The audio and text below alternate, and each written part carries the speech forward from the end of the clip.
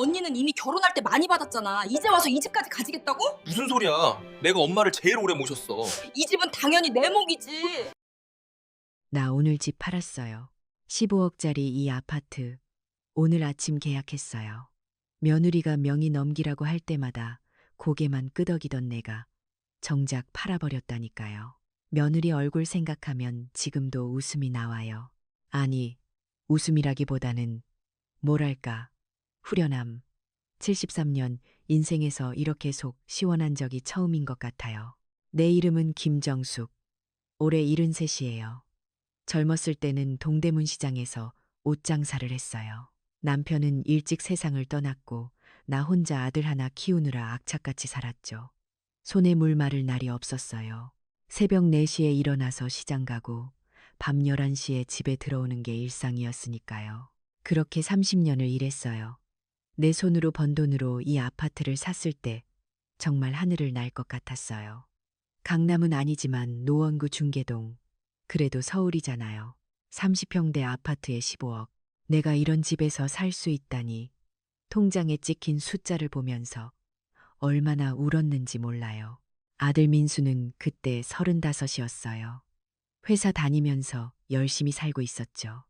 결혼은 좀 늦었지만 그래도 괜찮은 여자 만나서 결혼한다기에 얼마나 기뻤는지. 며느리 수진이는 첫인상이 참 단정했어요. 목소리도 곱고 인사성도 밝고 어머님 잘 부탁드려요라고 할 때만 해도 정말 착한 애인 줄 알았어요. 엄마, 우리 신혼집 알아보는 중이에요. 전세 2억 정도면 괜찮은데 나오더라고요.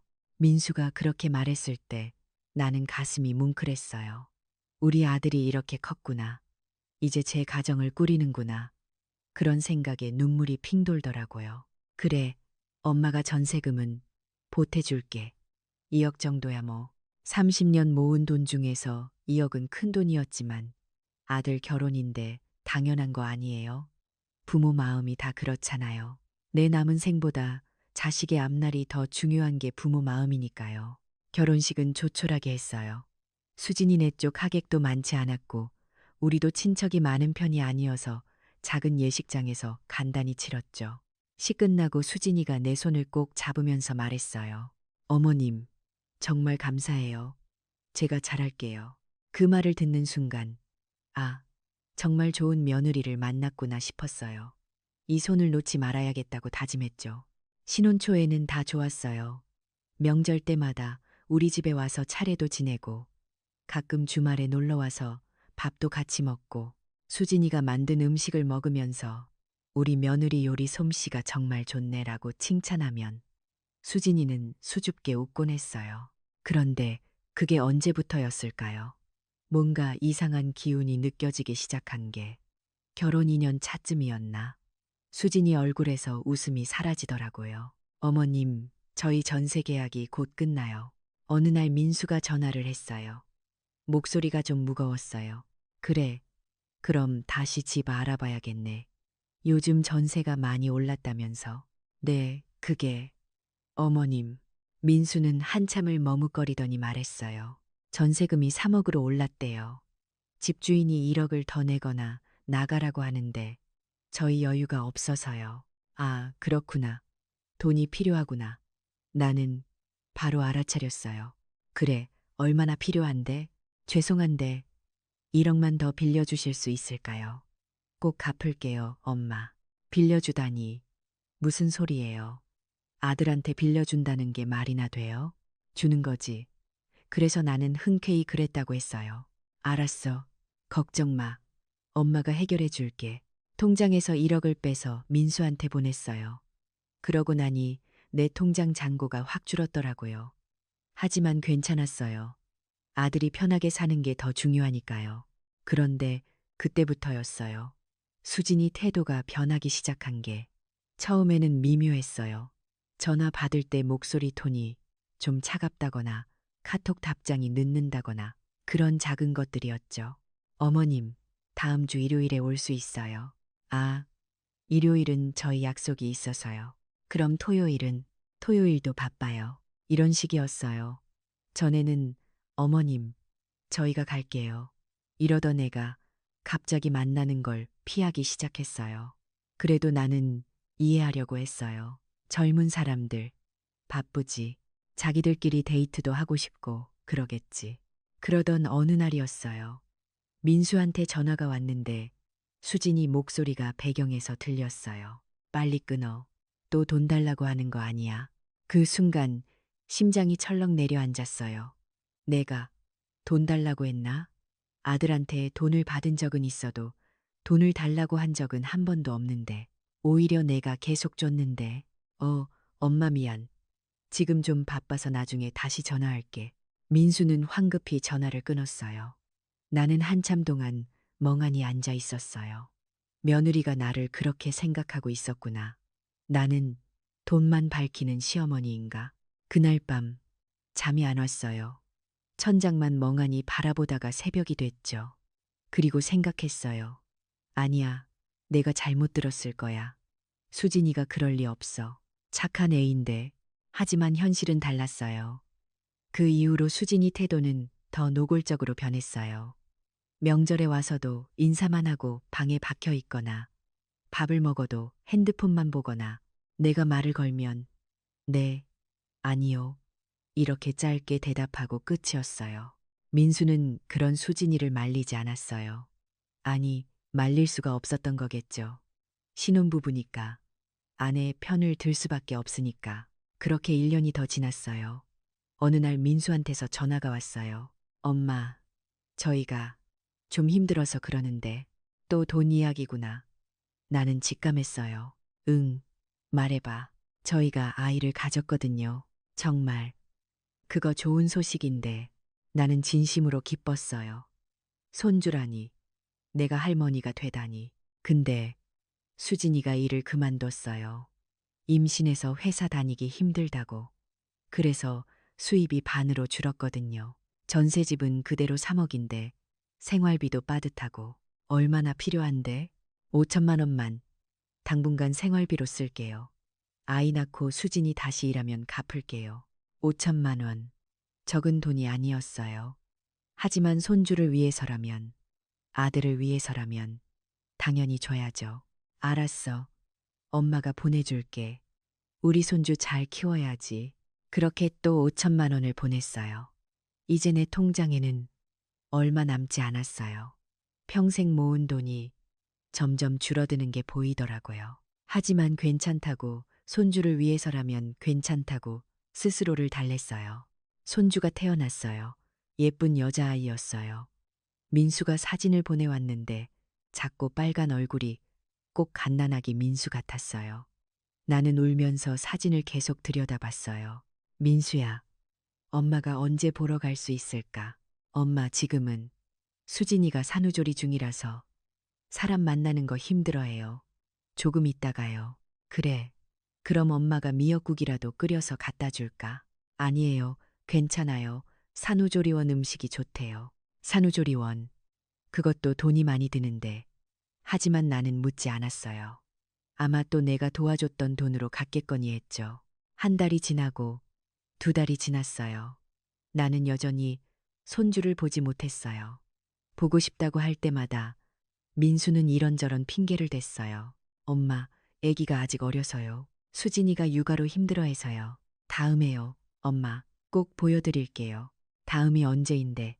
나는 그저 기다렸어요. 착한 며느리니까. 바쁜 거겠지. 아기 키우느라 정신없는 거겠지. 그러던 어느 날 민수한테서 또 전화가 왔어요. 엄마, 목소리가 심각했어요. 뭔가 큰일이라도 난 건가 싶어서 가슴이 철렁했죠. 왜? 무슨 일이야? 애기 아픈 거야? 아니, 애기는 괜찮아요. 근데 엄마, 우리 좀 심각하게 얘기해야 할 것 같아요. 무슨 얘기? 저희가 집을 사려고 해요. 집? 전세 살던 애들이 집을 산다고? 갑자기 무슨 집을? 수진이가. 전세는 불안정하다고 우리 집이 있어야 한다고 해요. 애기도 있는데 계속 이사 다닐 수는 없잖아요. 맞는 말이긴 했어요. 하지만 집을 사려면 돈이 얼마나 드는데. 그래서 얼마짜리 집을 알아보는데 5억 정도요. 경기도 쪽으로요. 저희가 대출 3억 받고 2억은 저축한 돈이랑 엄마가 도와주시면, 아, 또 돈 이야기구나. 나는 한숨이 나왔어요. 하지만 거절할 수 없었어요. 손주를 위해서라도 애가 안정적인 환경에서 자라야 하니까. 엄마한테 얼마나 남았는지 알아. 엄마도 생활해야 하는데. 알아요, 엄마. 죄송해요.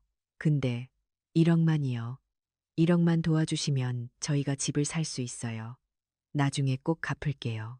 1억, 또 1억. 나는 계산을 해봤어요. 지금까지 준 돈이 2억, 1억 5천만 원. 합치면 3억 5천만 원이에요. 여기에 1억을 더 주면 4억 5천만 원. 내 평생 저축의 절반 가까이가 아들한테 간 거예요. 하지만 나는 그랬어요. 알았어.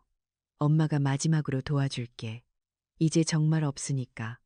앞으로는 너희끼리 잘해야 해. 고맙습니다, 엄마.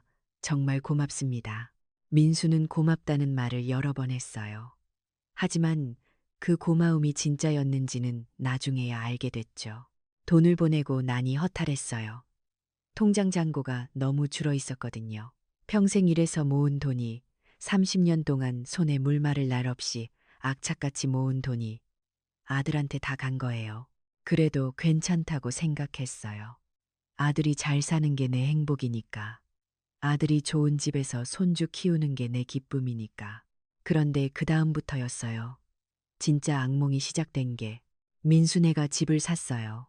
경기도 평촌에 있는 25평짜리 아파트였어요. 그리 크지 않지만 깨끗하고 좋은 집이었죠. 나는 축하한다고 전화했어요. 민수야, 축하해. 이제 너희 집이 생겼네. 네, 엄마. 다 엄마 덕분이에요. 아니야. 엄마가 뭘 했다고 너희가 열심히 산 거지. 며칠 후 수진이한테서 처음으로 전화가 왔어요. 결혼 후 수진이가 먼저 전화한 건 처음이었어요. 어머님, 저예요. 수진아. 무슨 일이야? 저희 집들이 하려고 하는데요. 어머님 오실 수 있으세요? 집들이라니. 나는 너무 기뻤어요. 드디어 손주도 보고 새 집도 구경할 수 있겠구나. 그럼 당연히 가야지. 언제? 이번 주 토요일이요. 오전 11시쯤 오시면 돼요. 그래, 알았어. 엄마가 뭐 준비해 갈까? 아니에요. 아무것도 안 가져오셔도 돼요. 하지만 빈손으로 갈 수는 없잖아요. 나는 백화점에 가서 고급 냄비 세트를 샀어요. 50만 원짜리였는데 새 집에는 좋은 걸 써야 하니까요. 손주한테 줄 옷도 몇 벌 샀어요. 토요일이 됐어요. 나는 아침 일찍 일어나서 준비했어요. 옷도 제일 좋은 걸 입고 화장도 했어요. 손주를 보는데 할머니가 초라하면 안 되잖아요. 평촌까지 가는 길이 멀었어요. 지하철을 2번이나 갈아타야 했거든요. 하지만 발걸음이 가벼웠어요. 드디어 손주를 본다는 생각에 가슴이 두근거렸죠. 초인종을 눌렀어요. 누구세요? 수진이 목소리였어요. 나, 엄마야. 문이 열렸어요. 수진이가 나왔는데 표정이 영 안 좋더라고요. 어서 오세요. 인사도 차갑고 웃지도 않았어요. 나는 일단 집 안으로 들어갔어요. 와, 집 참 좋네. 깨끗하고. 네, 짧게 대답하고 수진이는 부엌으로 갔어요. 나는 거실을 둘러봤어요. 새 가구들이 있었어요. 소파, TV, 식탁, 다 새 거더라고요. 이것도 돈이 많이 들었겠구나 싶었어요. 민수는 화장실 갔어요. 그래. 애기는, 우리 손주는, 자요. 아, 그래. 조금 있다가 깨면 보여줄 수 있을까? 글쎄요. 깨워서 보여드릴 순 없잖아요. 수진이 말투가 날카로웠어요.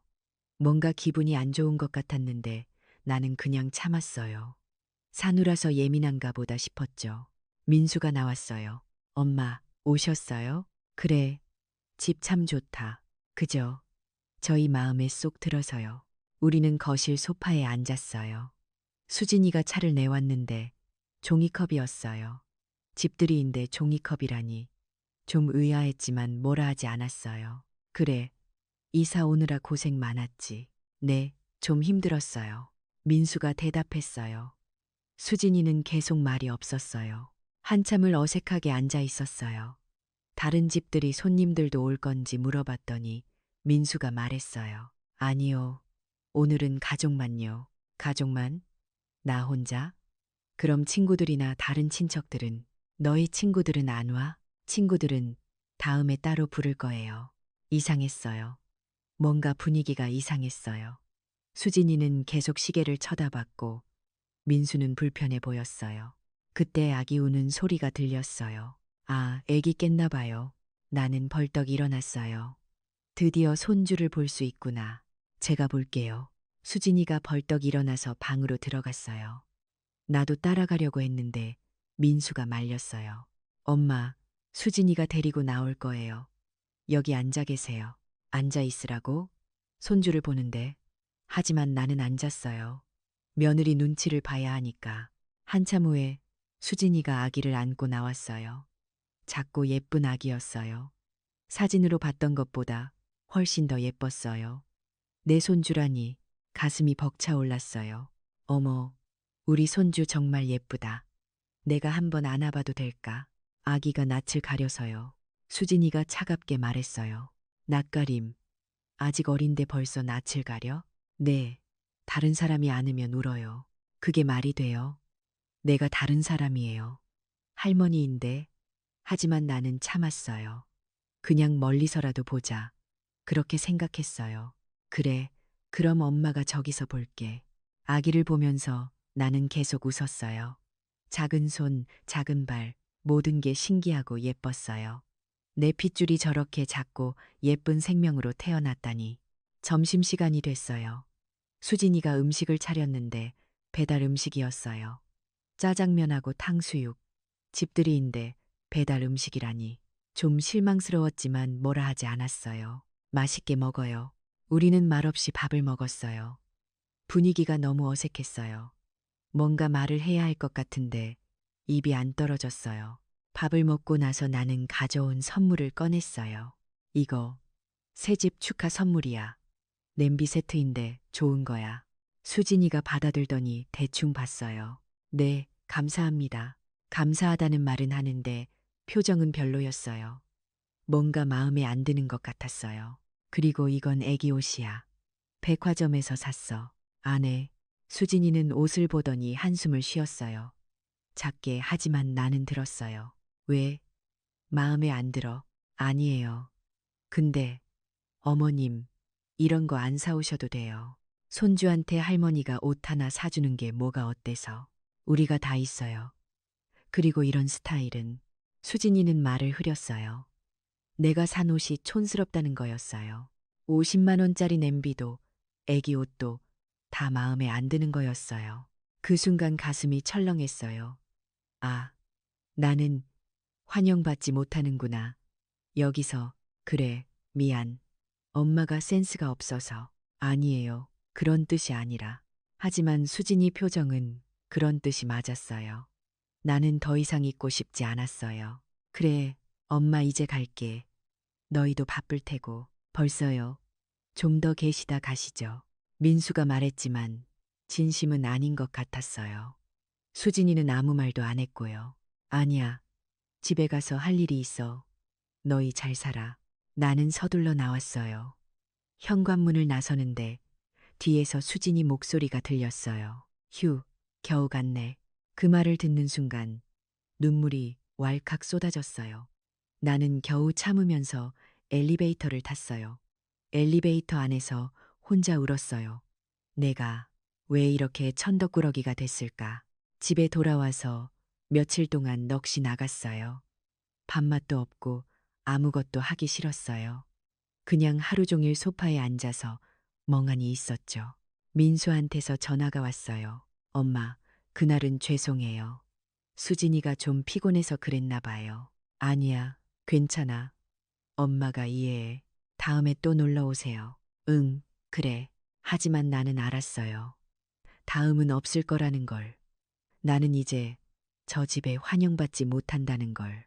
몇 달이 지났어요. 민수와 통화는 가끔 했지만 만나지는 못했어요. 손주 사진만 가끔 보내왔는데 그걸로 위로해야 했죠. 그러던 어느 날 민수한테서 또 전화가 왔어요. 이번에는 목소리가 정말 심각했어요. 엄마, 저희가 큰일 났어요. 무슨 일인데?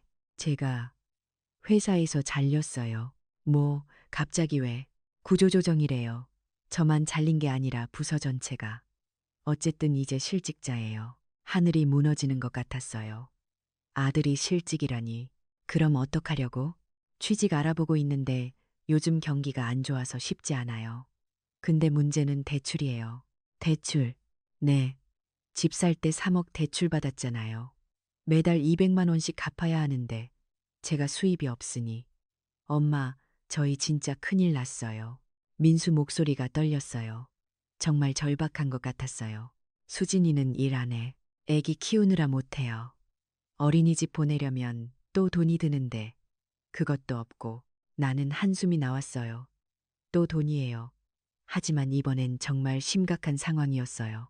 얼마나 필요한데? 당분간 한 달에 100만 원씩만 도와주실 수 있을까요? 제가 취직할 때까지만요. 한 달에 100만 원. 언제 취직할지도 모르는데. 하지만 거절할 수 없었어요. 아들이 집을 잃을 수도 있는 상황인데. 알았어. 엄마가 도와줄게. 고맙습니다, 엄마. 정말 죄송해요. 그렇게 또 돈을 보내기 시작했어요. 한 달에 100만 원씩, 내 연금이 80만 원인데, 거기다 저축한 돈까지 털어서 보냈어요. 한 달, 두 달, 세 달. 민수는 취직이 안 됐어요. 나는 계속 돈을 보냈고, 내 통장은 점점 바닥이 났어요. 그러던 어느 날, 수진이한테서 전화가 왔어요. 민수가 아니라 수진이 직접이었어요. 어머님, 저예요.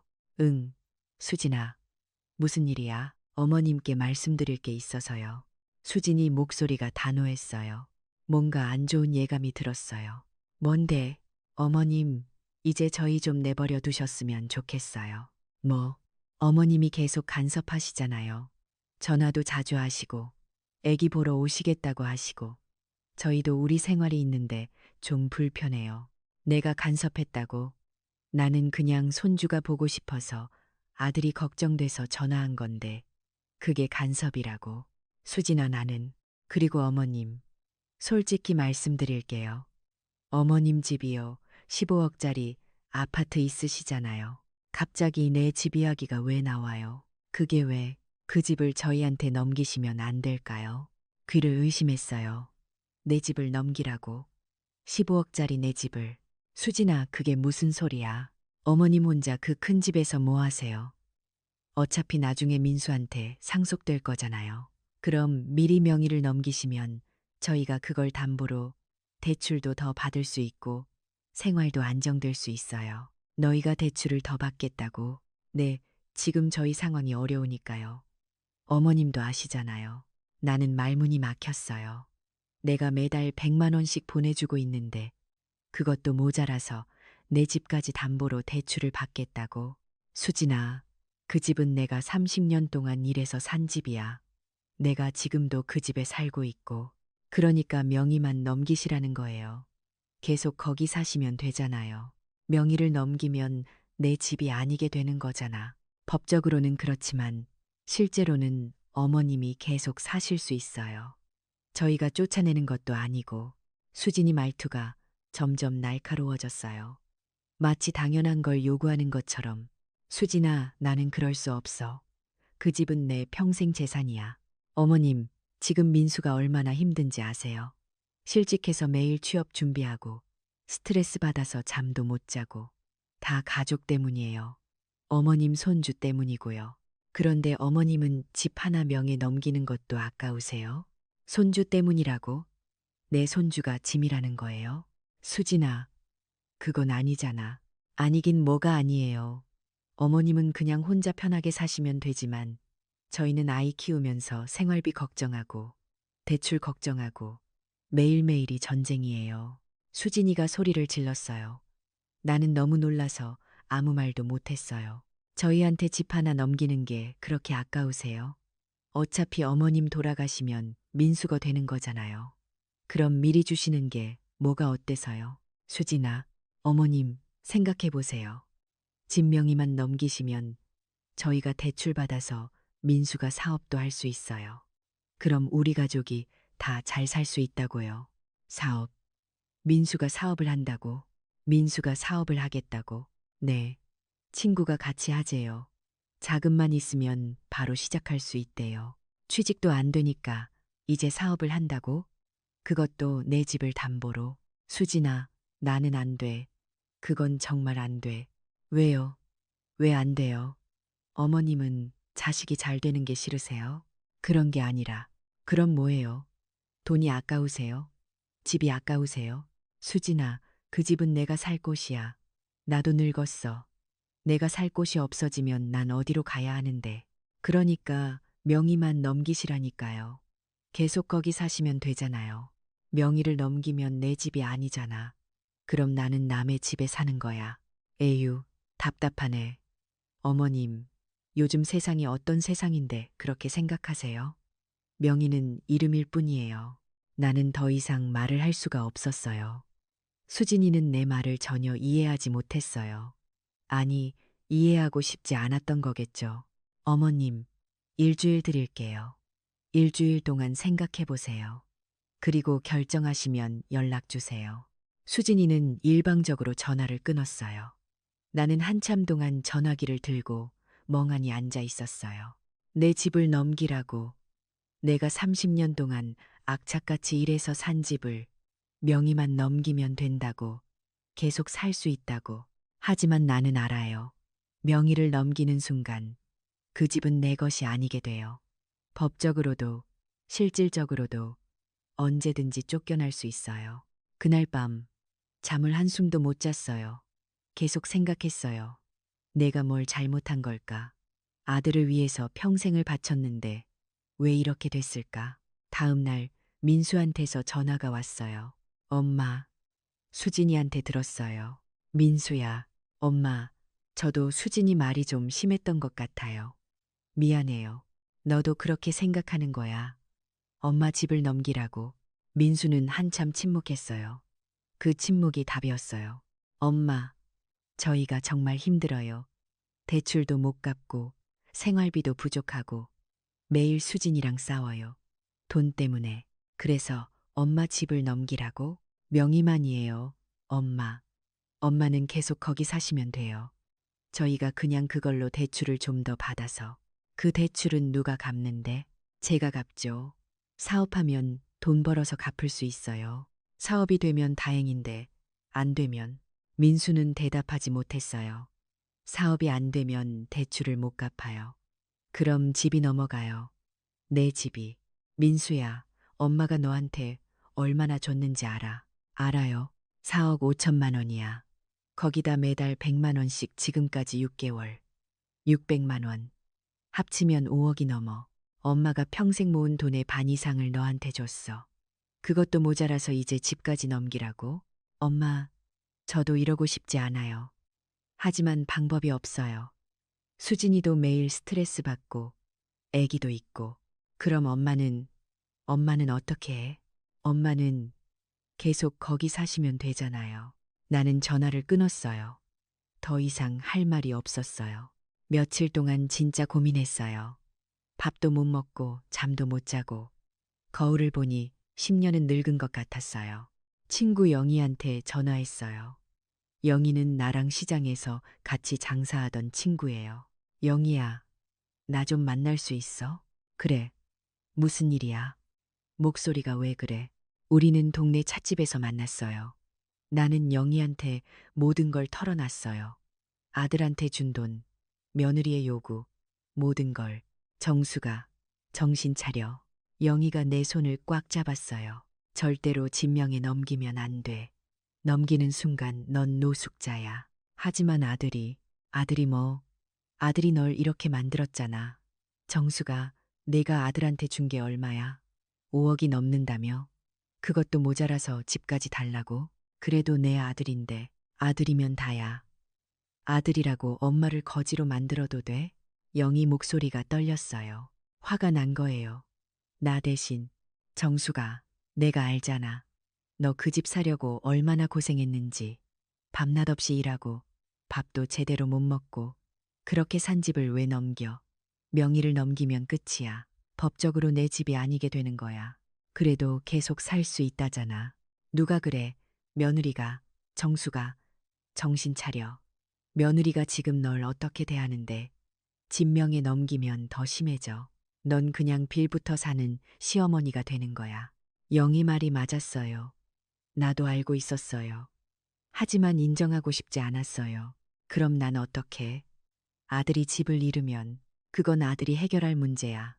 네가 해결할 문제가 아니라고. 정수가, 내 인생도 소중해. 네가 살 곳도 지켜야 해. 집에 돌아와서 나는 결정했어요. 안 된다고. 집은 못 넘긴다고. 수진이한테 전화했어요. 수진아, 나야. 네, 어머님. 결정하셨어요? 응. 나는 집을 넘길 수 없어. 뭐라고요? 미안하지만 그 집은 내가 살아야 해. 명의를 넘길 수 없어. 어머님, 지금 농담하세요? 아니야. 진심이야. 어머님, 수진이가 소리를 질렀어요. 지금 민수가 얼마나 힘든지 아세요? 저희 가족이 얼마나 어려운지 아세요? 그런데 집 하나 못 넘겨주세요. 수진아, 미안해. 하지만 나도 살아야 해. 정말, 알겠어요.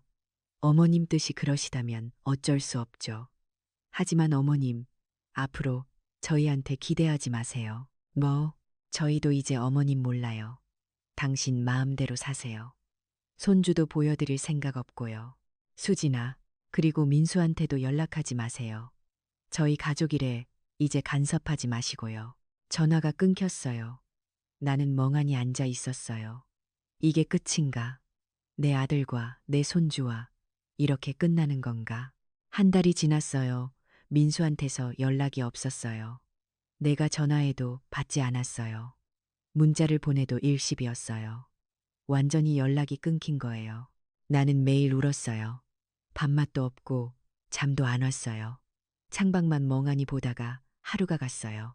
손주 사진을 보면서 또 울고 영희가 매일 전화했어요. 정수가 밥은 먹었어?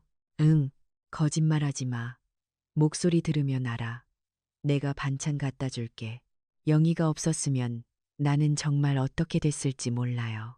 영희가 반찬도 갖다 주고 같이 밥도 먹어주고 그렇게 버텼어요. 그러던 어느 날 민수한테서 전화가 왔어요. 한 달 만이었어요. 엄마, 목소리가 달랐어요. 뭔가 심각한 일이 생긴 것 같았어요. 민수야, 무슨 일이야? 엄마, 저희 집이 경매 넘어갔어요. 뭐, 대출을 못 갚아서 은행에서 경매를 신청했대요. 저희 이제 집을 잃어요. 다리에 힘이 풀렸어요. 아들이 집을 잃는다고. 그럼 너희는 어디로 가려고? 모르겠어요. 일단 짐 싸야 하는데. 엄마, 저희 좀 도와주실 수 있어요? 또 도와달라고. 하지만 이번엔 돈이 아니었어요. 뭘 도와줘? 저희 당분간 엄마 집에서 좀 있을 수 있을까요? 저희가 다시 전셋집 알아볼 때까지만요. 내 집에 온다고. 날 그렇게 대하던 사람들이 이제 내 집에 온다고. 민수야, 엄마, 제발이에요. 애기도 있고 갈 데가 없어요. 제발 좀 도와주세요. 민수가 울었어요. 내 아들이 전화기 너머로 울고 있었어요. 가슴이 찢어지는 것 같았어요. 알았어. 와, 정말요. 엄마, 고맙습니다. 정말 고맙습니다. 일주일 후, 민수네 가족이 왔어요. 짐을 가득 싣고 왔는데 다들 얼굴이 말이 아니었어요. 민수는 수척해졌고 수진이는 눈이 퉁퉁 부었고 손주는 그냥 자고 있었어요. 어서 와. 들어와. 엄마. 죄송해요.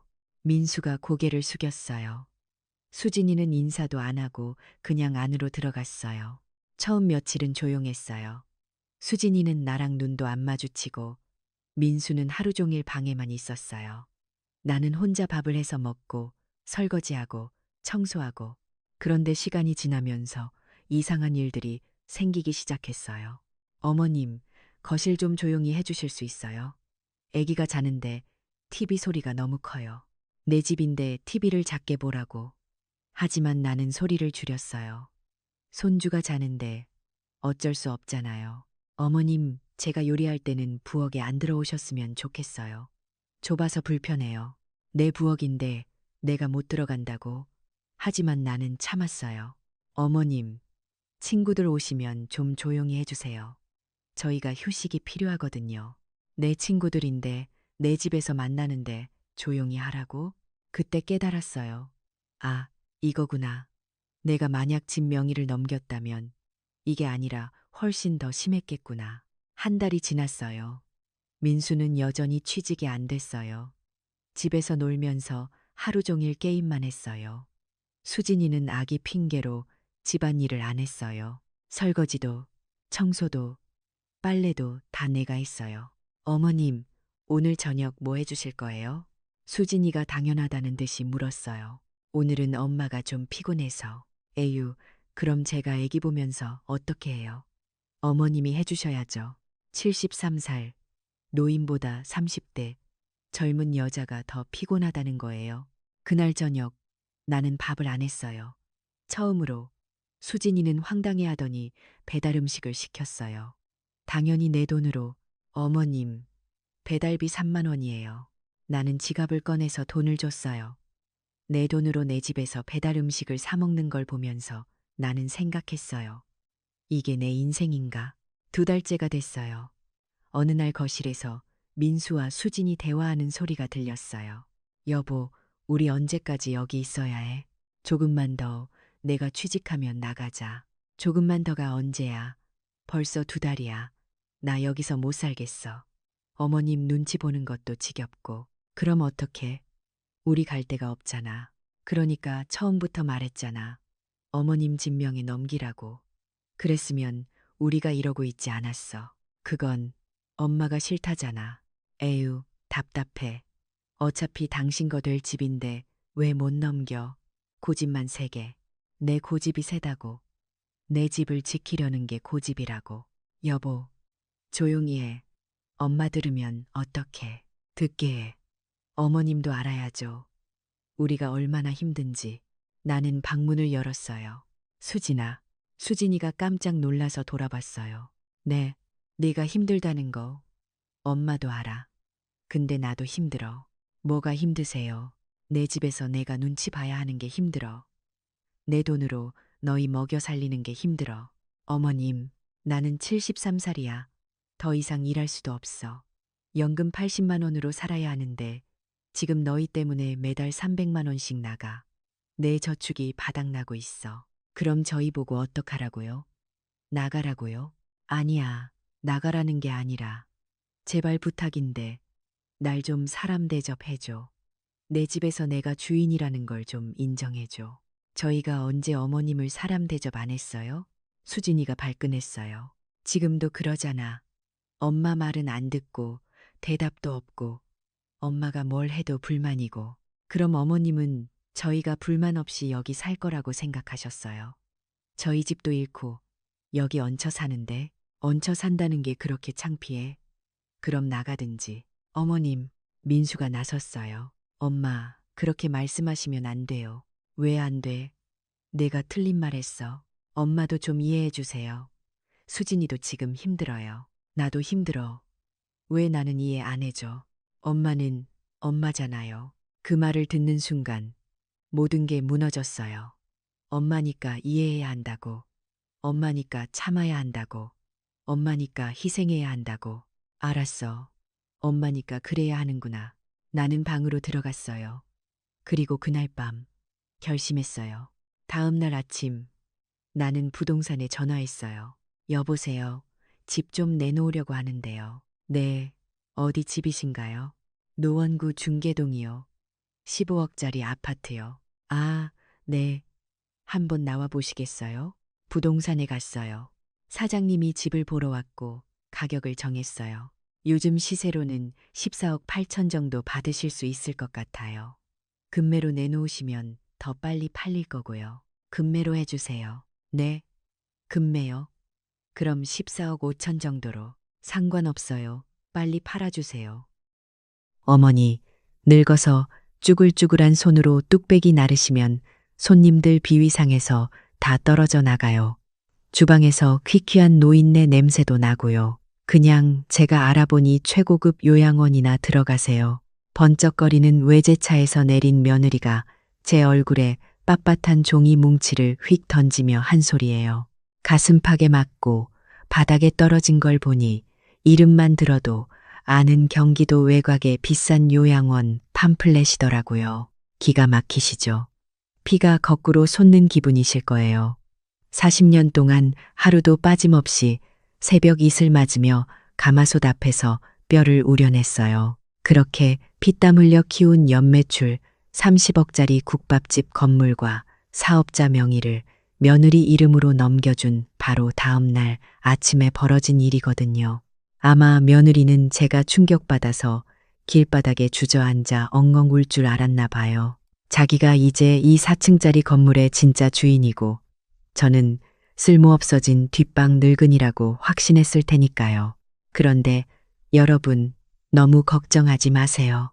저한테 냄새난다고 막말을 퍼붓고 평생 제 수족처럼 일해준 직원들을 하루아침에 내쫓은 그 독사 같은 며느리가 제 발밑에 무릎을 꿇고 제발 살려달라고 울부짖는 데까지 딱 3일밖에 안 걸렸거든요. 제가 그렇게 호락호락하게 내 평생의 전부를 뺏길 밥으로 보이셨나요? 주변에서 자식한테 재산 미리 줬다가 길거리에 나앉아서 폐지 줍는 친구들을 하도 많이 봐서 전 아주 특별하고도 지독한 안전장치를 미리 다 해뒀었거든요. 그 여우 같은 며느리가 어떻게 수십억 빚더미에 앉아서 지옥을 맛보게 되었는지 지금부터 아주 속 시원하게 말씀드릴게요. 제 이름은 정옥분이에요. 올해로 딱 66이 됐네요. 25. 남편 먼저 하늘로 보내고 갓난쟁이 아들 녀석 하나 없고 시장통 한 구석에서 천막 치고 시작한 게 옥분내 가마솥 국밥의 시작이었어요. 겨울이면 얼어붙은 수도관을 뜨거운 물로 녹여가며 돼지뼈를 씻었고 여름이면 숨이 턱턱 막히는 열기 속에서 커다란 나무 주걱으로 펄펄 끓는 육수를 저었죠. 그렇게 40년을 악착같이 살다 보니 어느새 서울 한복판 번화가에 4층짜리 건물을 통째로 쓰는 식당 사장님이 되어 있더라고요. 새벽 3시면 어김없이 일어나서 주방 불을 켜고 육수 맛부터 확인하는 게 제 평생의 유일한 낙이자 자부심이었어요. 제 손등은 기름에 데이고 칼에 베어서 거북이 등껍질처럼 흉터투성이지만 손님들이 뚝배기 바닥까지 싹싹 긁어 드시고 잘 먹고 갑니다. 하실 때면 그 고단함이 눈 녹듯 사라지곤 했거든요. 우리 주방 식구들도 다 가족 같아요. 특히 주방장 김 씨는 20년을 제 옆에서 묵묵히 파 썰고 고기 삶아준 친동생이나 다름없는 사람이죠. 그런데 한 달 전쯤이었어요. 밤 10시가 넘어서 식당 문을 닫으려고 홀 바닥에 엎드려 걸레질을 하고 있는데 식당 유리문이 벌컥 열리더라고요. 고개를 들어보니 아들 준혁이와 며느리 미라였어요. 명절에도 바쁘다며 코빼기도 안 비치던 애들이 그것도 비가 추적추적 내리는 이 야심한 밤에 찾아올 줄은 꿈에도 몰랐죠. 게다가 며느리 손에는 제가 칠순 잔치 때나 받아볼 법한 번쩍거리는 황금색 보자기에 쌓인 최고급 홍삼 세트가 들려있더라고요. 평소엔 제 생일에도 모바일 상품권 하나 댕보내고 말던 애가 웬일인가 싶어 가슴이 철렁 내려앉았어요.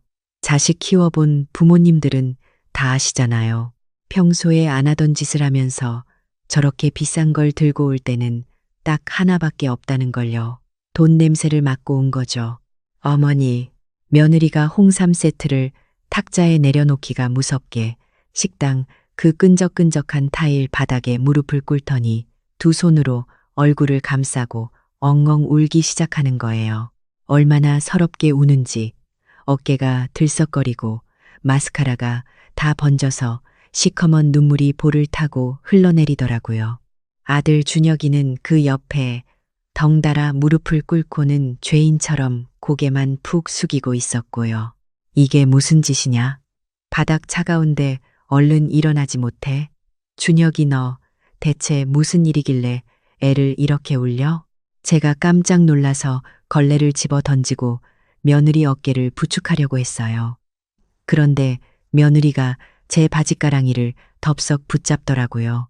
그 와중에도 자기 입고 온 비싼 명품 코트 자락이 바닥 국물 자국에 닿을까봐 살짝 들어 올리는 그 손끝을 제가 못 봤을 리가 없잖아요. 속으로 아이고 이 여우가 또 무슨 수작을 부리려나 싶었죠. 어머니, 흑흑. 준혁 씨, 어떡해요. 우리 그이 당장 내일 모레 구속되게 생겼어요. 어머니가 제발 우리 준혁 씨 좀 살려주세요. 기가 막혀서 아들놈을 쳐다보니 녀석은 눈을 피하며 입술만 깨물더라고요. 며느리 입에서 나온 이야기는 이랬어요. 아들이 무리하게 확장하던 IT 회사가 완전히 부도 위기에 처했다는 거예요.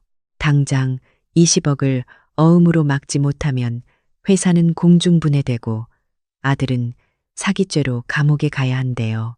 그러면서 며느리가 눈물 콧물 범벅이 된 얼굴로 저를 올려다보며 아주 기가 막힌 제안을 하더라고요.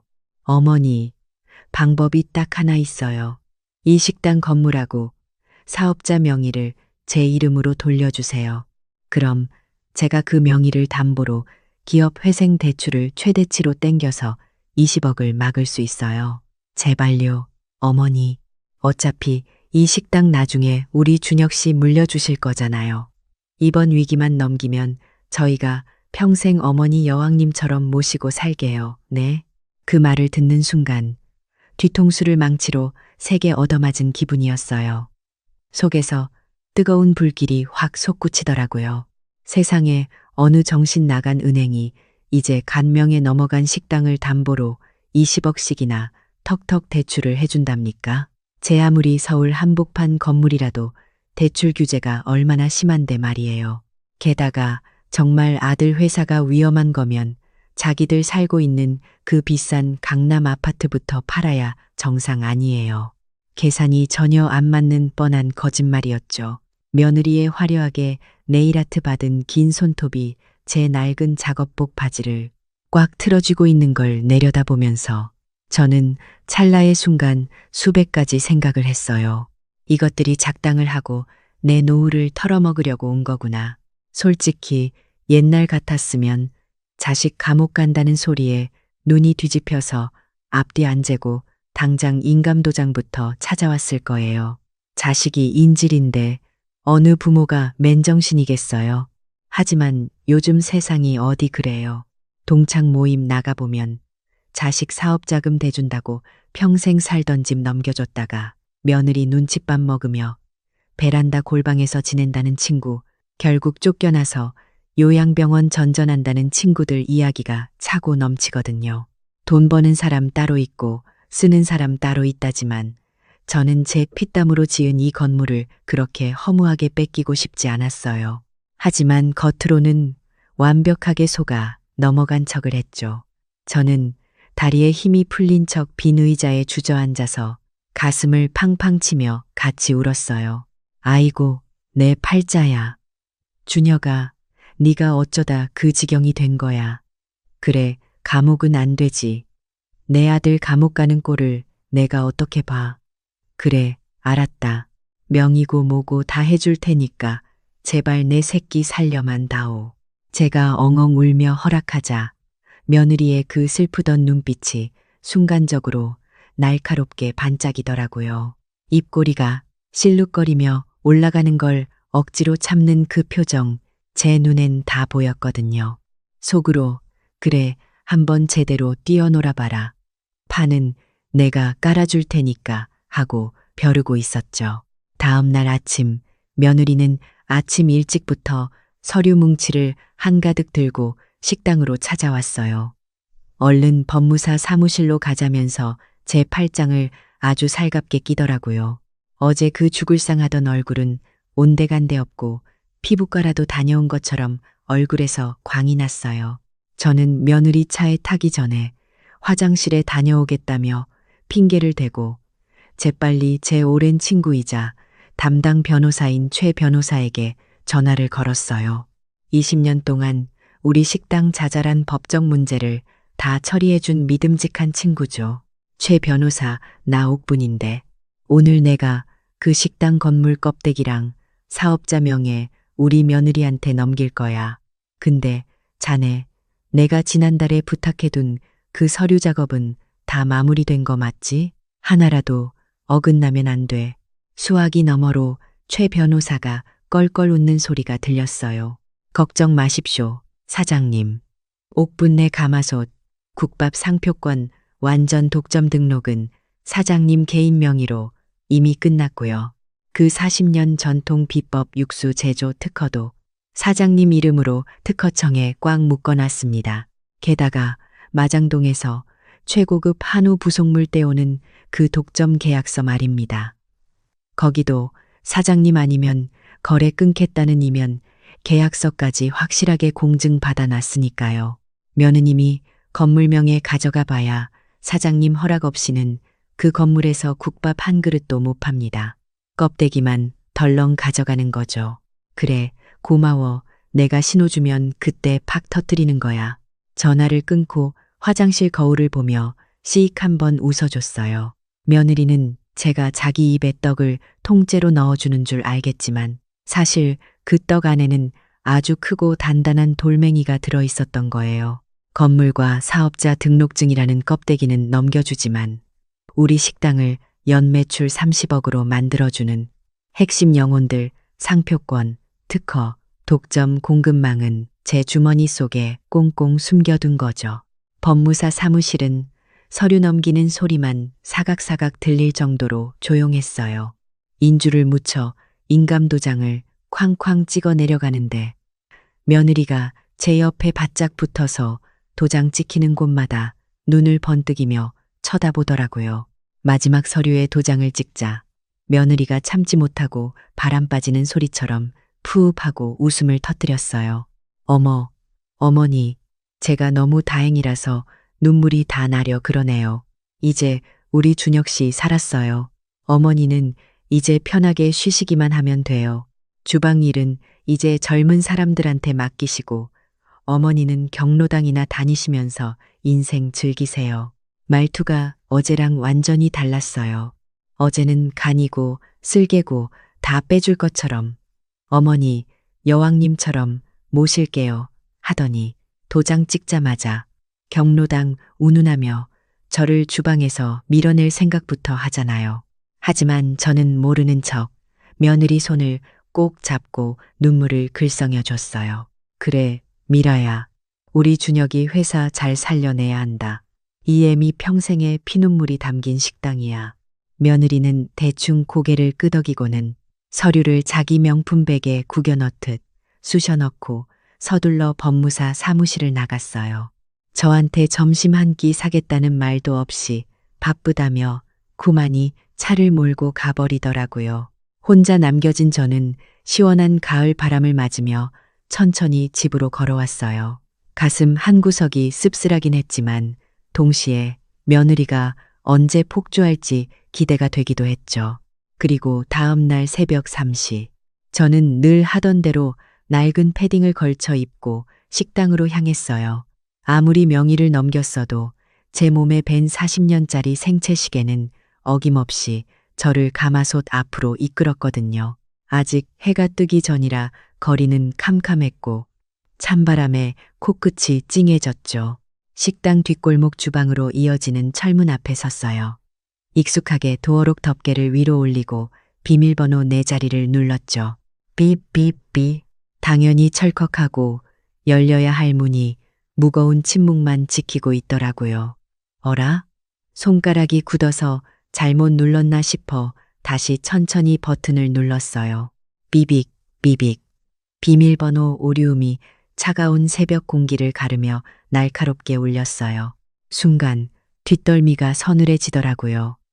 40년 동안 단 한 번도 잠긴 적 없던 제 주방 문이 굳게 닫혀 있었어요. 명의가 넘어간 지 채 24시간도 지나지 않은 꼭두 새벽이었죠.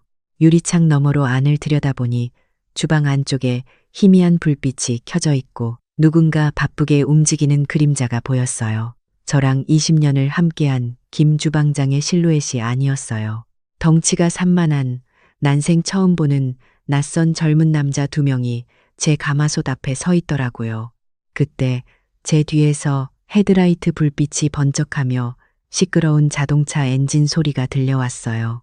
천천히 고개를 돌려보니 어제 서류를 챙겨 도망치듯 떠났던 며느리의 외제차가 식당 앞 주차장에 미끄러지듯 들어서고 있었어요. 운전석 문이 열리고 하이힐 구두굽 소리가 또각또각 새벽 정막을 깨며 제 쪽으로 걸어오기 시작했어요. 그리고 제 앞에 선 며느리의 손에는 제가 이 이야기 맨 처음에 말씀드렸던 바로 그 빳빳한 요양원 팜플렛이 들려 있었죠. 제 사이다 복수극의 진짜 무대는 바로 그 차가운 새벽 철문 앞에서부터 막이 오르고 있었어요.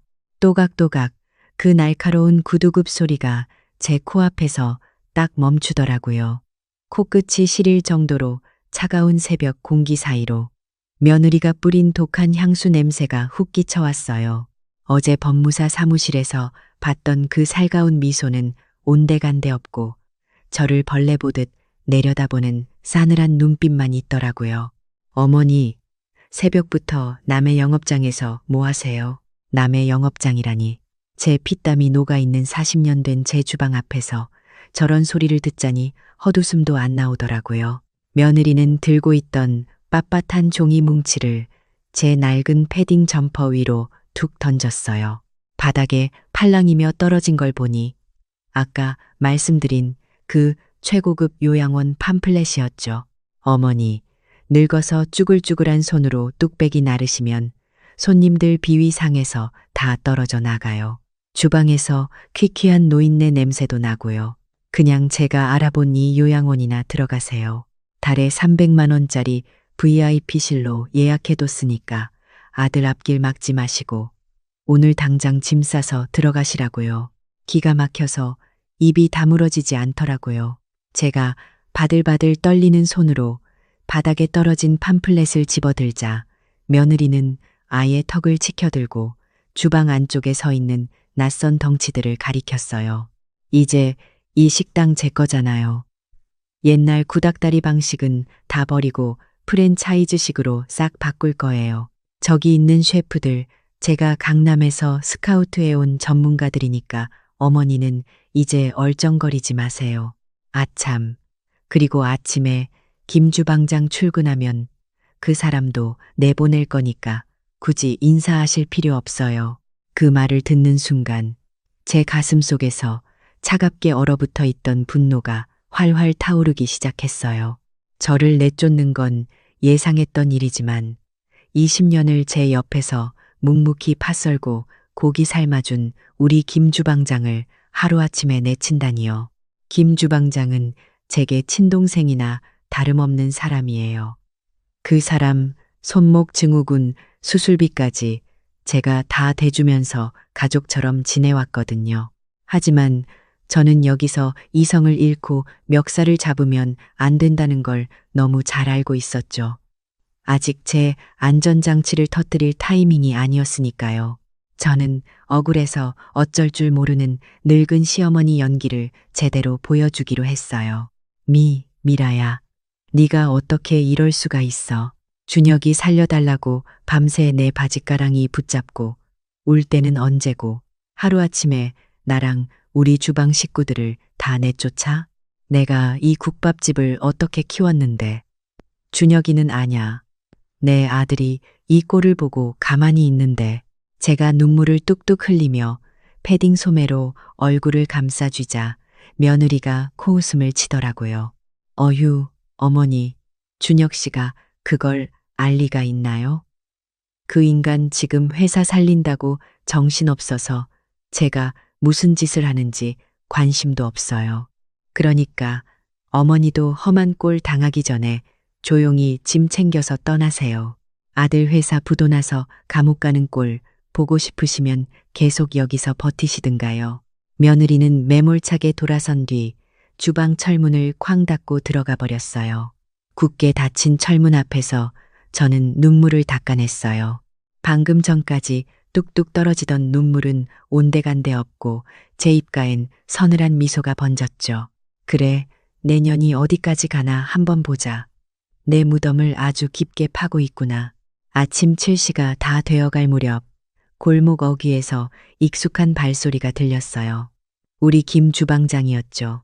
낡은 오토바이를 세우고 주방으로 걸어오던 김 주방장은 문 앞에서 짐을 챙겨 나온 낯선 젊은 애들과 실랑이를 벌이고 있는 며느리를 보고 어리둥절한 표정을 지었어요.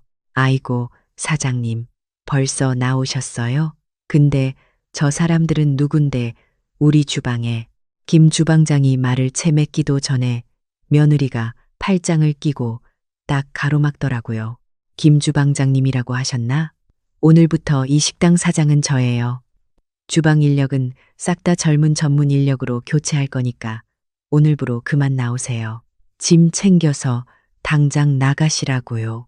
김 주방장의 얼굴이 하얗게 질리더라고요. 20년을 하루같이 지켜온 직장에서 쓰레기 취급을 받으며 쫓겨나게 생겼으니 오죽하겠어요.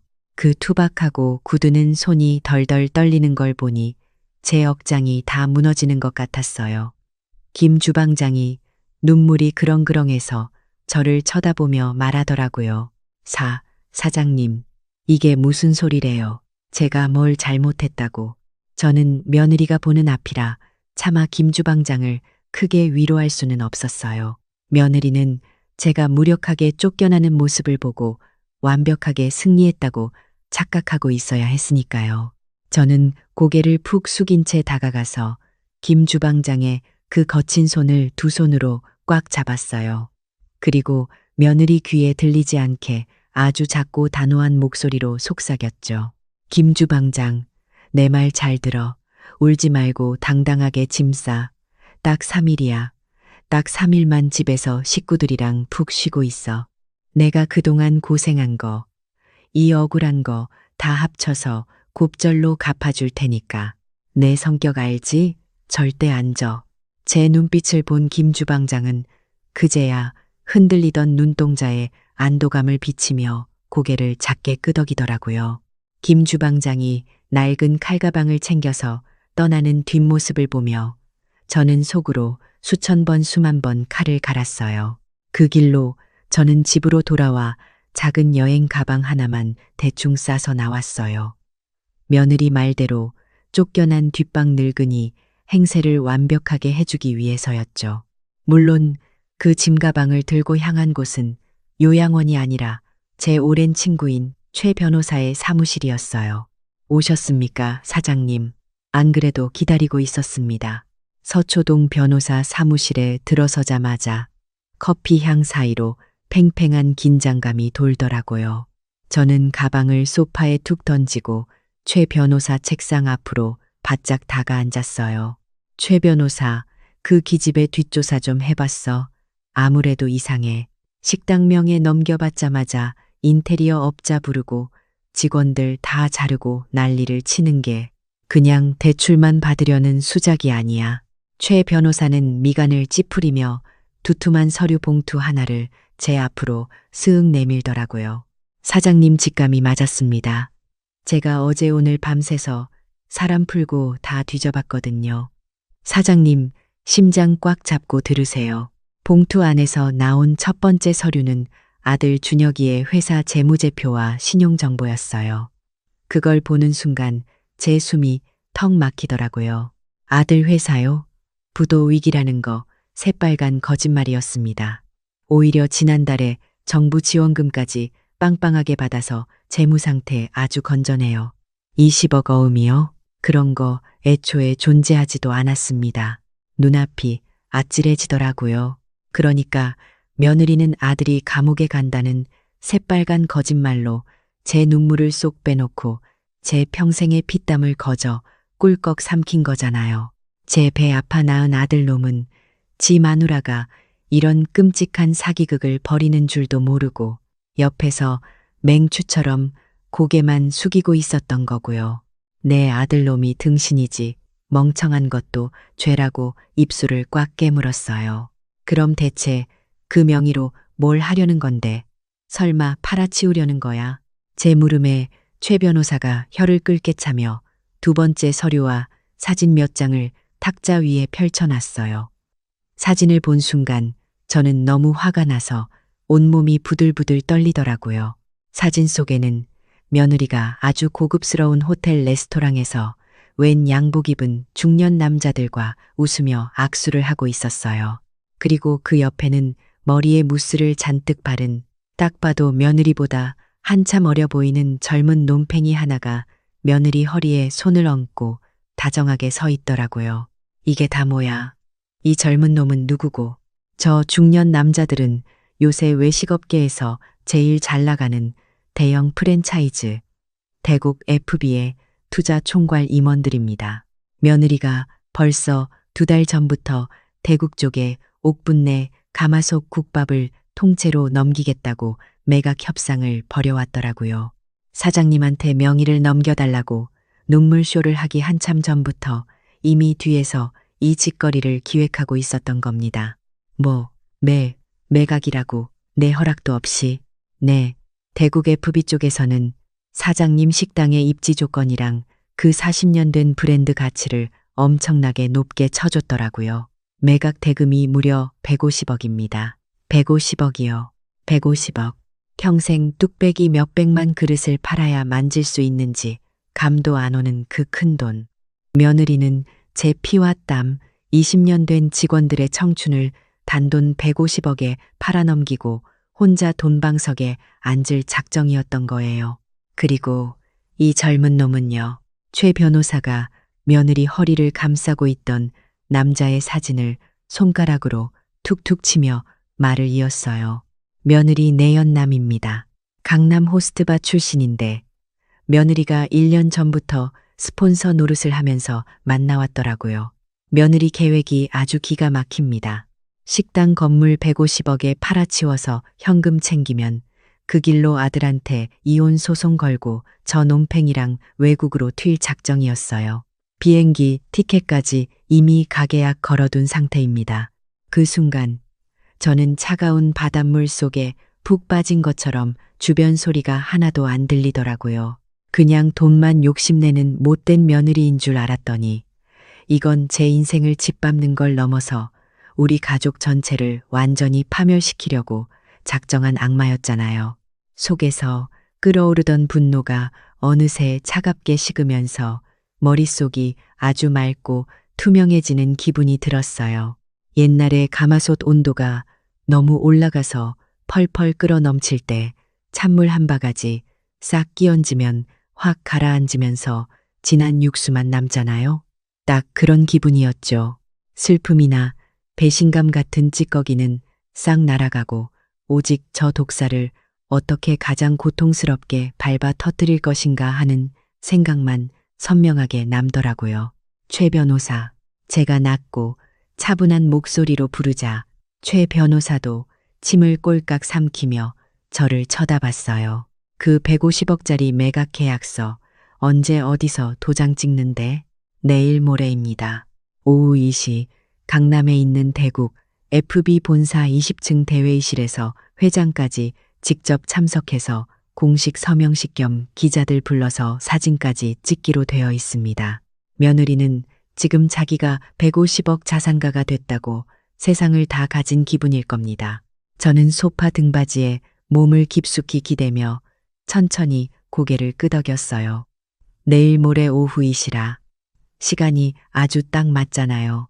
며느리가 가장 높은 곳에 올라갔다고 착각하며 승리에 도취되어 있을 때 그 발밑에 사다리를 확 걷어차 버리면 얼마나 높이서 떨어질지 상상만 해도 짜릿하더라고요. 최 변호사, 네가 저번에 나한테 쥐어준 그 폭탄들, 상표권, 특허증, 독점 계약서, 그거 하나도 빠짐없이 챙겨. 그리고 며느리 내연남이랑 뒹구는 사진들, 비행기 티켓 내역, 아들 회사 멀쩡하다는 증거 서류까지 싹 다 파일로 만들어놔. 당연히 준비 다 해놨죠. 사장님, 내일 모레 대국 FB 본사로 직접 가실 겁니까? 당연하지. 내 잔치도 아닌데 남의 잔치상에 재라도 뿌려줘야 예의 아니겠어. 그리고 당장 우리 김 주방장한테 전화 넣어. 내일 모레 오후 1시에 평소 입던 지든 앞치마 말고 제일 좋은 양복 쫙 빼입고 여기 변호사 사무실로 나오라고. 저는 자리에서 일어나 옷매무새를 다듬었어요. 요양원으로 쫓겨나는 불쌍한 뒷방 늙은이 행세는 오늘로 끝이었죠. 저는 집으로 돌아가 옷장 깊숙한 곳에서 10년 전 남편 제사 때 맞췄다가 한 번도 입지 않은 까만 정장을 꺼냈어요. 허리가 꼿꼿이 펴지는 그 빳빳한 정장을 다림질하면서 내일 모레 며느리 얼굴에 던져줄 아주 멋진 폭탄을 머릿속으로 수없이 그렸죠. 내 피땀을 150억에 팔아? 껍데기만 덜렁 들고 가서 어디 한번 팔아보라지. 진짜 알맹이가 빠진 국밥집이 얼마나 끔찍한 빚더미로 변하는지 똑똑히 보여줄 테니까. 내일 모레 그 화려한 대회의실 문을 박차고 들어갈 생각에 제 심장이 쿵쿵 뛰기 시작하더라고요. 여러분도 며느리가 무너지는 그 순간이 궁금하지 않으세요? 판은 완벽하게 깔렸고 이제 통쾌하게 뒤집어 엎을 일만 남았거든요. 드디어 결전의 그날, 딱 3일 뒤 오후 1시 반이었어요. 강남 한복판에 우뚝 솟은 대국 FB 본사 로비. 번쩍거리는 대리석 바닥에 제 까만 정장 구두가 또각또각 부딪히는 소리가 유난히 크게 울렸어요. 제 양옆에는 날카로운 눈빛의 최 변호사와 장롱에서 제일 좋은 양복을 꺼내 입고 온 우리 김 주방장이 든든하게 서 있었죠. 김 주방장은 이런 으리으리한 곳이 처음인지 긴장해서 연신 마른 침을 꿀깍 삼키더라고요. 제가 그 투박한 손을 툭 치며 눈짓을 해줬어요. 김 주방장, 어깨 쫙 펴. 오늘은 우리가 저 사람들 목줄 쥐고 있는 왕이니까. 그제야 김 주방장도 굳은 얼굴을 풀고씩 웃더라고요. 엘리베이터를 타고 20층 VIP 대회의실로 올라가는 내내 제 심장은 터질 듯이 뛰었지만 머리칼 하나 흔들리지 않을 만큼 냉정했어요. 띵 하고 엘리베이터 문이 열리고 두꺼운 마호가니 나무문 앞까지 단숨에 걸어갔죠. 안에서는 벌써 화기애애한 웃음소리가 새어나오고 있었어요. 저는 최 변호사에게 턱짓을 했고 최 변호사가 묵직한 회의실 문을 양쪽으로 쾅 소리가 나게 활짝 열어 젖혔어요. 회의실 안의 풍경은 그야말로 기가 막혔죠. 길고 번쩍거리는 타원형 테이블 한가운데 대국 FB 회장과 양복 입은 임원들이 주간자 있었고 그 맞은편에 우리 며느리가 아주 상석을 꿰차고 앉아 있더라고요. 세상에 머리부터 발끝까지 제가 평생 국밥 팔아도 못 살 만큼 비싼 명품으로 휘가 맞더라고요. 목에는 알이 굵은 진주 목걸이가 걸려 있고 탁자 위에는 수천만 원짜리 명품 가방이 떡하니 올려져 있었어요.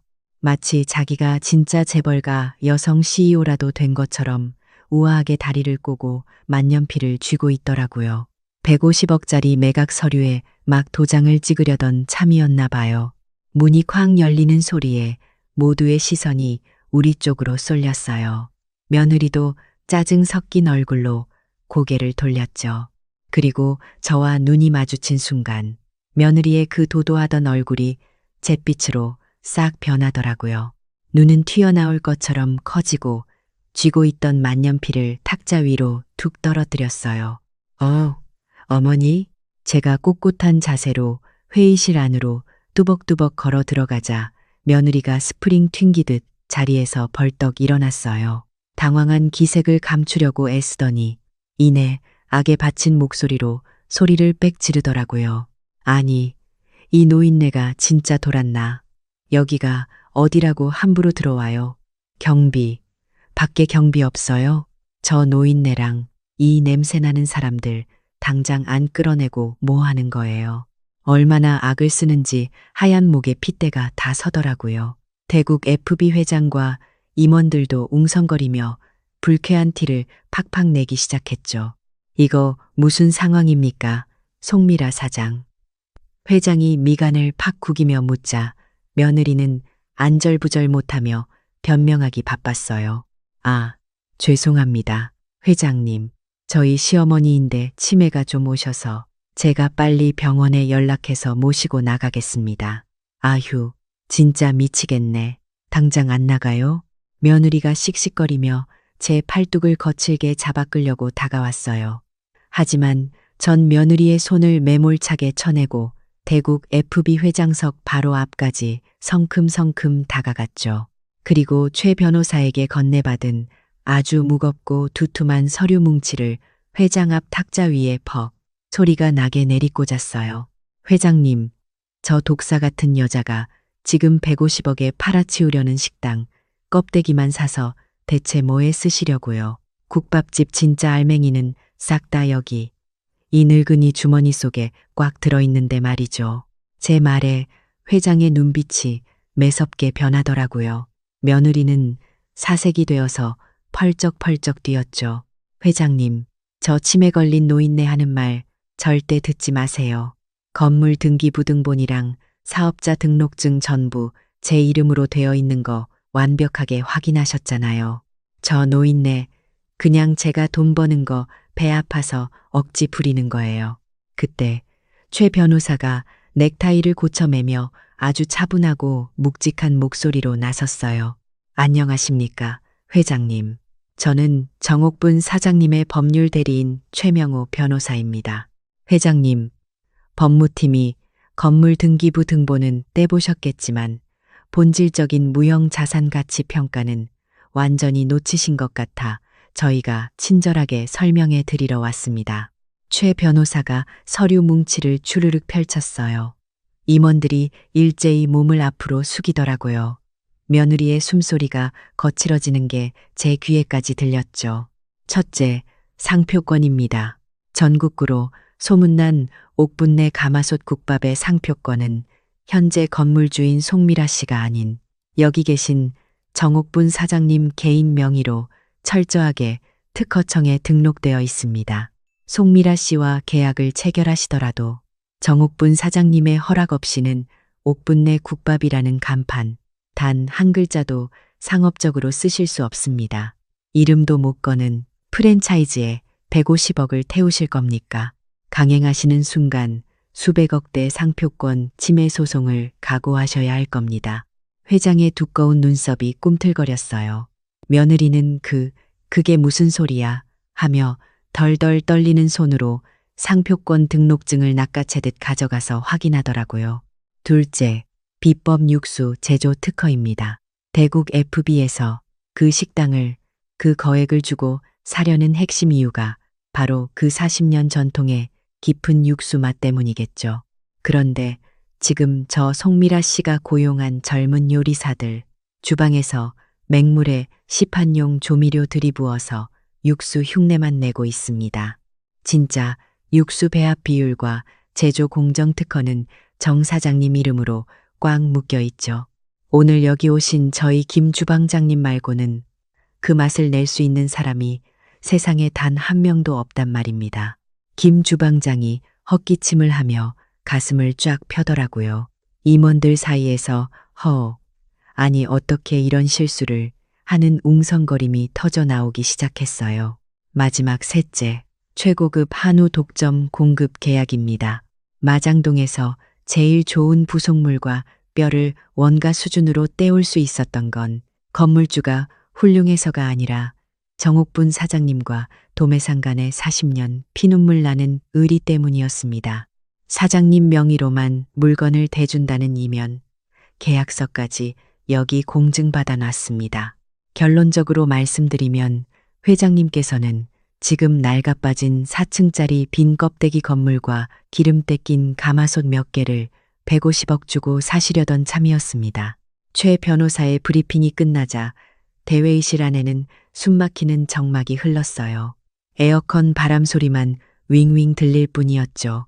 며느리는 덜덜 떨리는 손으로 서류들을 뒤적이다가 뒤로 주춤주춤 물러서며 의자 모서리에 부딪혔어요. 아니에요, 회장님. 이거 다 조작이에요. 제가 다 해결할 수 있어요. 간판 이름 그거 좀 바꾸면 되잖아요. 육수. 그거 대충 우리 연구실에서 분석하면 다 똑같이 만들 수 있다니까요. 닥치세요. 벼락 같은 호통이 떨어졌어요. 대국 FB 회장이 얼굴이 불그락푸르락해져서는 무거운 가죽 테이블을 주먹으로 쾅 내리친 거예요. 커피잔이 덜그럭거리며 커피가 하얀 식탁보 위로 왈칵 쏟아졌어요. 회장의 눈빛은 당장이라도 며느리를 씹어먹을 듯이 살벌했죠. 이런 빌어먹을. 우리 대국 FB가 동네 구멍가게로 보여. 이따위 어설픈 사기극에 감히 나를 끌어들여. 알맹이는 쏙 빠진 껍데기 건물 하나 던져주고 150억을 날로 먹으려고 들어. 회장님, 제발 제 말 좀 들어보세요. 제가 어머님 설득해서 상표권이고 뭐고 싹 다 가져올게요. 네? 딱 며칠만 시간을 주세요. 며느리가 사색이 되어서 회장 쪽으로 다가가려 했지만 험악하게 생긴 덩치 큰 경호원들이 딱 가로막았어요. 회장은 옆에 서서 식은땀을 뻘뻘 흘리고 있는 자기네 법무팀장 가슴팍에 서류 뭉치를 팍 집어 던졌어요. 당장 계약 전면 백지화해. 그리고 저 사기꾼 년한테 사기 미수, 기만행위 및 계약 파기에 따른 위약금 50억 당장 청구해. 내 얼굴에 먹칠을 해. 우리 법무팀 총동원해서 저 여자 살가죽까지 싹 다 벗겨버려. 위약금 50억. 그 단어가 회의실에 서늘하게 울려 퍼지는 순간 며느리의 눈이 허공을 향해 완전히 풀리더라고요. 다리에 힘이 쫙 빠졌는지 며느리는 억소리 한 번 내지 못하고 그대로 바닥에 털썩 주저앉았어요. 수천만 원짜리 명품 가방이 바닥에 나뒹굴고 가방 안에서 립스틱과 차키가 와르르 쏟아져 나왔죠. 150억을 챙겨서 내연남과 외국에서 떵떵거리고 살려던 그 화려한 꿈이 단 3일 만에 수십억의 빚더미라는 끔찍한 지옥으로 변해버린 거예요. 저를 요양원에 쳐넣으려고 빳빳한 팜플렛을 얼굴에 던지던 그 당당하고 오만방자했던 모습은 온데간데 없고 이제는 사시나무 떨듯 바들바들 떠는 초라한 사기꾼 하나만 바닥에 널브러져 있더라고요. 속이 얼마나 시원한지 40년 묵은 체증이 한 방에 쑥 내려가는 기분이었어요. 저는 혀를 축축 차며 바닥에 주저앉은 며느리 앞까지 천천히 걸어갔어요.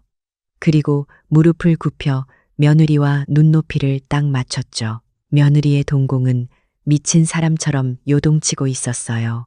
미라야, 내 손 보고 늙어서 쭈글쭈글하다고 비위 상한다고 했지.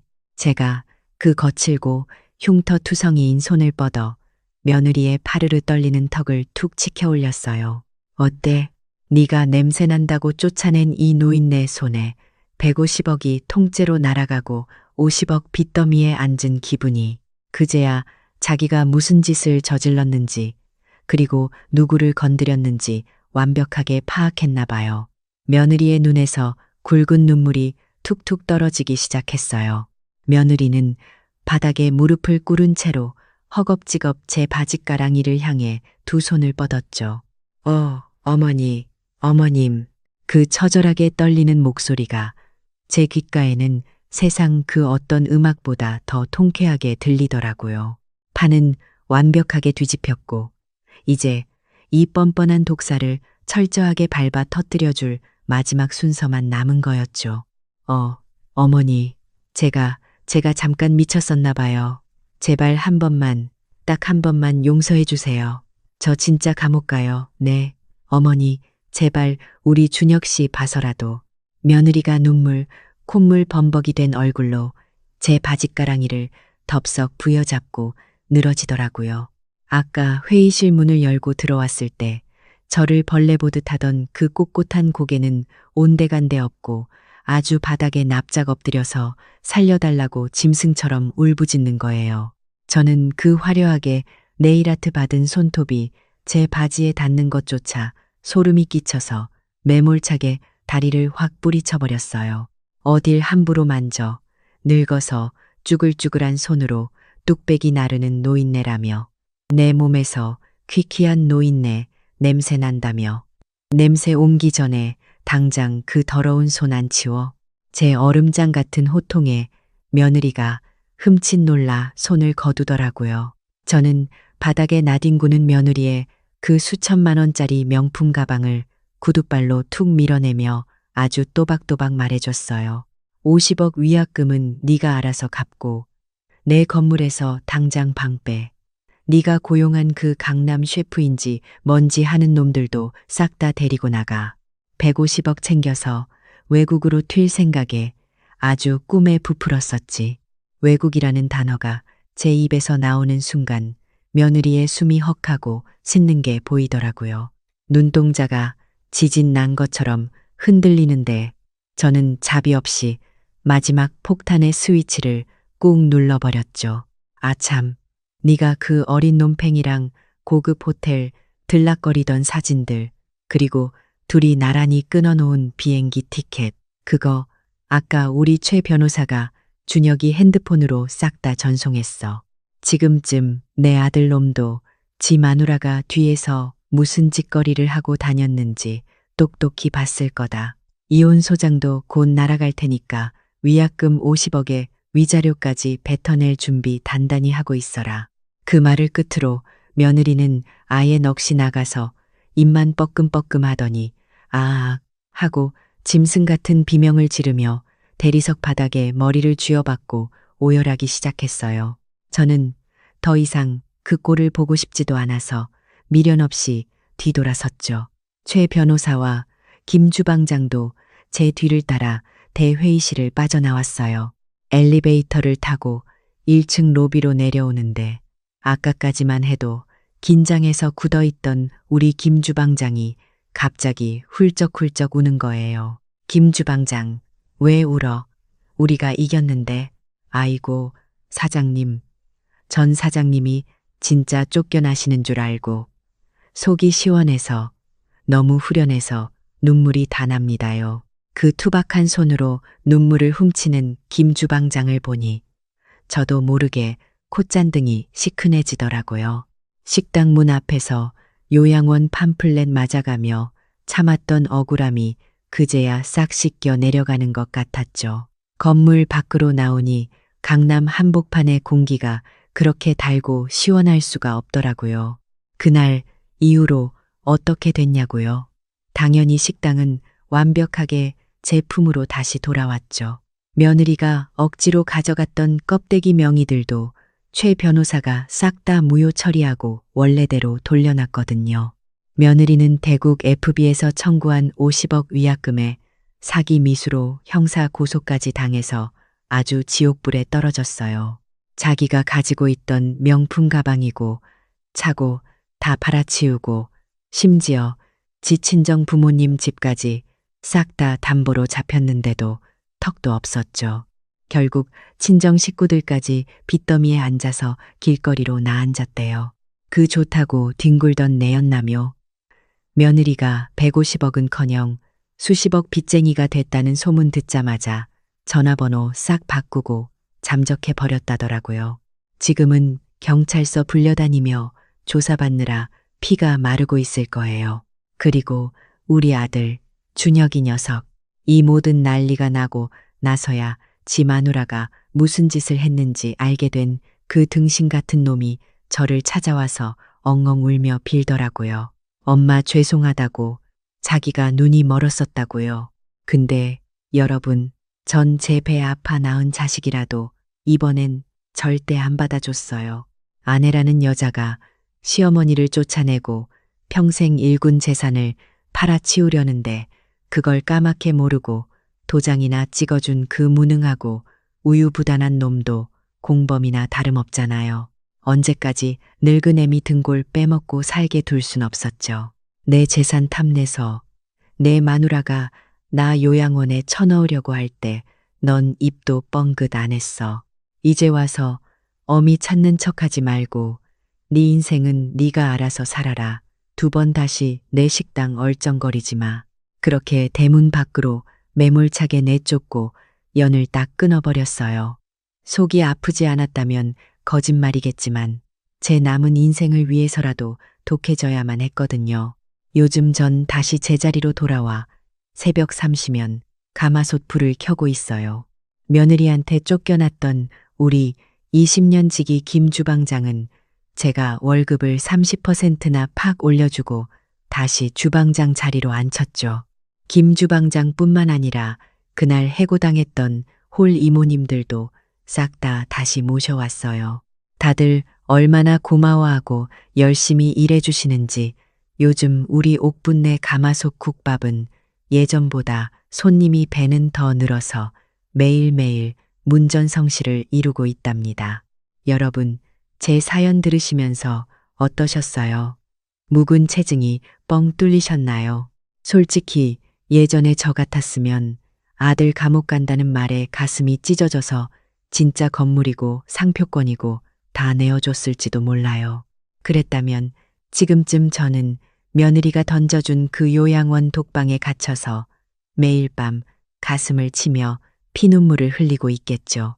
이 나이 먹어보니 확실히 알겠더라고요. 돈 버는 사람 따로 있고 돈 쓰는 사람 따로 있는 거 절대 아니에요. 내 손으로 피눈물 흘려가며 악착같이 모은 재산, 내가 두 눈 시퍼렇게 뜨고 살아있는 한은 절대로 자식 손에 함부로 쥐어주지 마세요. 부모가 힘을 가지고 돈줄을 꽉 쥐고 있어야 자식한테도 끝까지 대접받고 내 인생도 지킬 수 있는 법이더라고요. 자식 불쌍하다고 내 노후까지 다 내어주는 건 사랑이 아니라 같이 죽자는 거나 다름없어요. 저는 다음 달에 식당 문 며칠 닫아버리고 그동안 고생한 우리 주방 식구들 싹 다 데리고 난생 처음 크루즈 여행이라는 걸 가보려고요. 평생 국밥 냄새만 맡고 살았는데 이제는 바닷바람 좀 쐬면서 비싼 스테이크도 썰어보고 내 인생 온전히 즐기면서 살 겁니다. 나한테 궁상 떨면서 자식 배 불려주는 짓 이제 두 번 다시 안 할 거거든요. 제 통쾌하고 후련한 복수극이 마음에 드셨다면 여러분의 따뜻한 공감과 응원 부탁드릴게요. 여러분들도 부디 여러분 자신을 가장 1순위로 아끼고 챙기는 멋지고 당당한 삶을 사시기를 진심으로 바랄게요. 긴 이야기 들어주셔서 정말 감사합니다. 늘 건강하세요.